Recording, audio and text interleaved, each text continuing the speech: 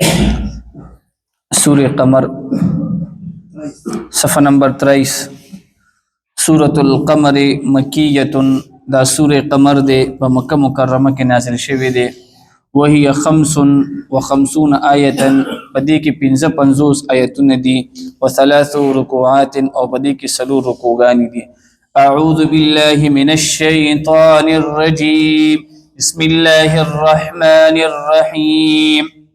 اقتربت الساعة وانشق القمر وإن يروا آية يعرضوا ويقولوا سحر مستمر وكذبوا واتبعوا أهواءهم وكل أمر مستقر صدق الله العظيم. سورة القمر مكية دا سورة القمر دے او په مکہ مکرمہ کې نازل شوی دے وهي 55 آیتا او په دې کې 55 آیتونه دي وثلاث رکوعات او په دې کې 3 رکوعان دي په دې کې 3 رکوعان دي وثلاث رکوعات دی سورۃ سورہ قمر زکه ویل کیږي چې لفظ قمر دا اول نمبر آیت کې موجود دی. اقتربت الساعة وانشق القمر نو دا قمر لفظ دا قمر ټکی دا په دې اول نمبر آیت کې موجود دی ځکه دې صورت ته سورہ قمر ویل کیږي او قمر ویل کیږي سپوږمۍ ته. د دې آیتونو سشان نزول له او حضرت شیخ القرآن سرفراز خان صفدر رحمت الله علیه دا واقع لیکلی دا. نبی علیہ الصلوۃ والسلام سولسم شپوا د سپوږمۍ سولسم راخته وا نو دا سولسم سپوږمۍ دا انتهایی ګول وی پوره وی او نبی علیہ الصلوۃ والسلام سره یو صحابي ناشته عبد الله ابن مسعود رضی الله تعالی عنہ. نبی علیہ الصلوۃ والسلام سره یو صحابي ابو جهل سره خپل ملګری ناستو ابو جهل او داغه ملګری نو دی بچ کله هم داس یو موقع کتل چې نبی له صلوات و سلام بداس یواز وو نو دی بچ کم دی هغه موقع به د لاس نه پرې خودله څه قسم شرارت ټینشن کار به داس کولو نو دی خپل مینس کې داس خبرې شروع کې ویره داسې چل کوم هر یو سړی وچ کم دی نن بدا محمد صلی الله علیه وسلم لکتنګ به کو خوی په څه خبره باندې به تنګ کو ویره چا سویل نو ابو جهل دا خبر او کلا وی مونږ نه یو کس دته ورزي او دته به ویو چې یاره ته څه شي وی دی به و چې زه الله تعالی پیغمبر یم نو مونږ به ولدا خبره کوو چې پتا باندې به مونږ ایمان نورو خو زمونږ یو شرط دی دی به مونږ ته وی چې شرط څه شي دی نو مونږ به دا خبرو کو چې د 16 سپوږمۍ ته وګوره دا مونږ ته په مینځ دوه ټوکرې کا بس مونږ پتا باندې ایمان وروړو بس ټول په ډېر زیات خوشاله شول ویره دا خو ډېر زیات ناشنا خبره ده سپوږمۍ مخامخ ده او یوازې ناشته او مونږ بلا شي خلک یو مونږ ته خودی دا کار نشي کولی بدا سه په نمبر یو راتلو او دا خپل ډیماند پیش کولو اخره کې چې نبی له صلوات و سلام د ابو جهل راغلو نبی له صلوات و سلام وته فرمایل چې ګوره دا هر څه د الله تعالی په اختیار کې دي زبد الله تعالی نه چې کوم دې دعا غواړم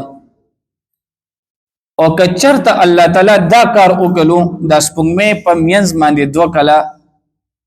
تاسو به ایمان وروړي بالکل مونږ به ایمان وروړو.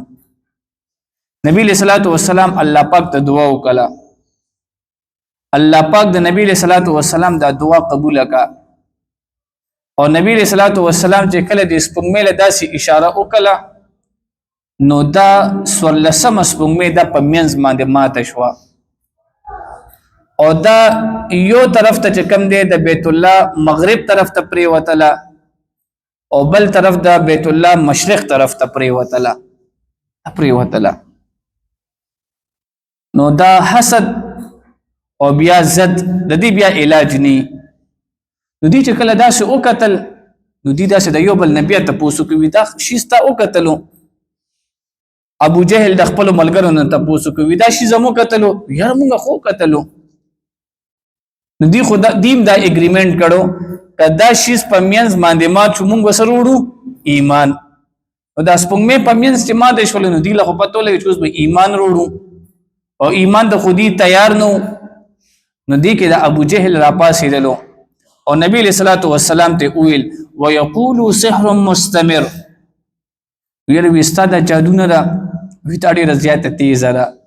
نعوذ بالله من ذلک بیا چې کوم دی یو کتاب دی د هغې نوم دی تاریخ فرشته او د دې مصنف دی مولا احمد نگر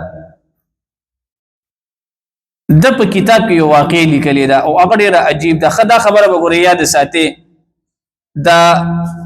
سپوږمۍ ماتېدل دا ګورې زمونږ عقیده ده چې دا د نبی علیه الصلاۃ والسلام د معجزې نه یو معجزه ده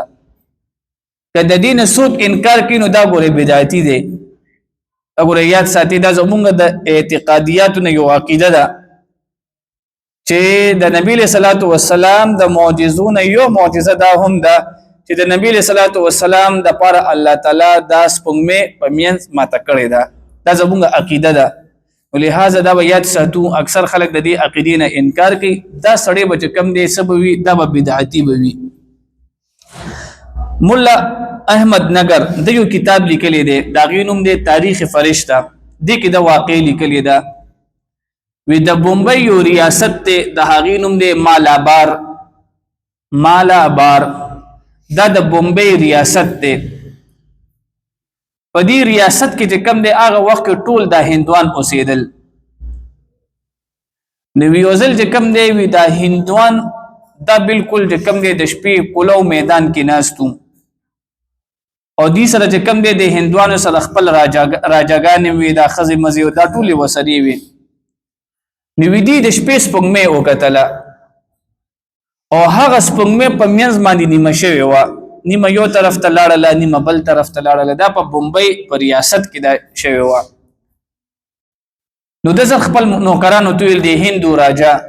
ویل زما ډیری روړې نو په ډیری کې ځان سره خبره ولیکله چې یاره مونږ په دې نن شپه باندې په دې فلانکي تاریخ باندې په فلانکي شپه باندې سپوږمۍ وکتله چې دا په منځ باندې ماته شوې ده دا خبرې ولیکله اخره کې پکې خپل دستخط تاریخ لیکلی دی نو دغه هندو راجا چې کله مړ کېدو نو د خپلو بچو ته وصیت وکړو وی دا زما ډایري ده او په ډایري کې چې کوم دی ما یو خبره لیکلې ده په دې باندې وی تاسو لږ ریسرچ وکړئ تحقیق پې وکړئ چې دا سپوږمۍ ولې ماته شوې وه نو دا هندو راجا په خپله مړ شو خو بچو ته دا وصیت وکړو داسې وخت تیرېدلو 96 هجری راغله 96 هجری نو مالک ابن دینار رحمت الله علیه دا چې کوم دی د عربونه بمبئی ته راغلی دی تجارت په غرض سره مالک ابن دینار دا و د عربو او راغلی چرته بمبئی دی ریاست ته د مالابار ریاست ته دی راغلی دی اتفاق سره دی چې کوم دی دغه راجا زامنو ته راغلی دی او دی یا شپږ کسان دي یا اووه کسان دي دی داسې ناستي ورسره خپل کاروباري ډیلینګ سودا مودا دا وشوله نو دی چې دا کم هندو راجا او دا خبره وکړه چې یاره زمونږ چې کم مشران وفات شوي دي د هغې نه مونږ ته یو ډایري پاتې شوې ده او په ډایري کې هغې دا خبرې لیکلې ده چې په فلانکي تاریخ باندې په فلانکي شپه باندې سپوږمۍ په منځ دوه ټوکرې شوې ده او مونږ ته دا وصیت کړی دی چې تاسو د دې څو کې ریسرچ وکړئ نو مالک ابن دینار رحمت الله علیه دا یو مسلمان دی او بیا انتهایی غټ عالم تیر شوی دی نو دا ورته اوس دا واقعه شروع کړه یو دا واقعه خو چې کوم دی د نبی علیه السلام سره راغلی ده او شي چېرته کتلی شوی دی په بمبئی ریاست کې کتلی شوی دی نو دا ورته ویل چې په عربو کې یو پیغمبر پیدا شوی و د هغه نوم دی محمد صلی الله علیه وسلم بن عبد الله د پلار نوم دی عبد الله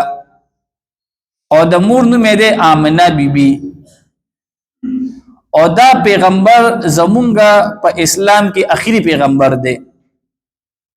او دا وی زمونږه عقیده ده چې دا پیغمبر نه پس بل پیغمبر بنه راځي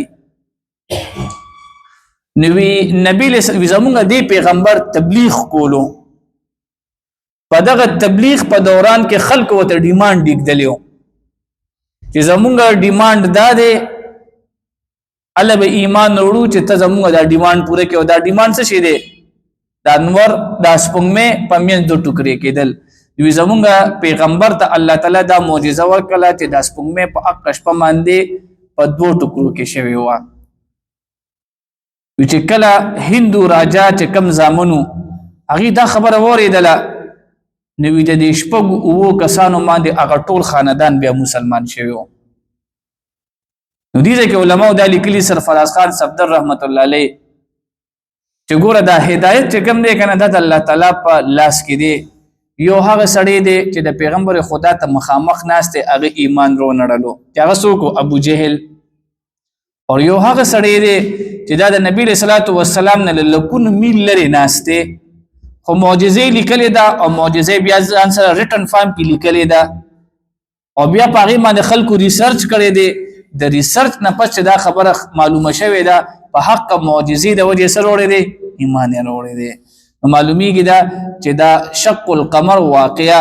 دا زمونږ د عقیدونو یو عقیده ده او زمونږ دا عقیده ده چې د نبی صلی الله علیه وسلم د معجزونو یو معجزه دا هم شوې ده چې د نبی صلی الله علیه وسلم په اشاره سره دا یوځای شوې ده دا ماته شوې ده نو دا چې کوم دی یو اهم عقیده ده ځکه دا موږ داسې تفصیل سره بیان کړل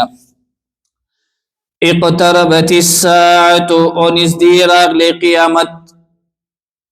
وانشق القمر او اوچودل سپوږمۍ په مینځ اوچودله وَإِن يَرَوْا او کچر اوینی دوی آیتا نخصا یعرضو نو دی مخ اڑوی ویقولو او دی وی سحر مستمر چې جادو دی پا چې همیشه را روان دی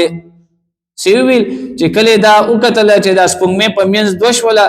ویدا پیغمبر چې کم دی کنه ویدا همیشه جادو کوي نعوذ بالله وكذبوا ادي دروغ وګړنو وتبعوا ادي پیروي کړه اهواهم د خواهشات خپلو وكل امر مستقر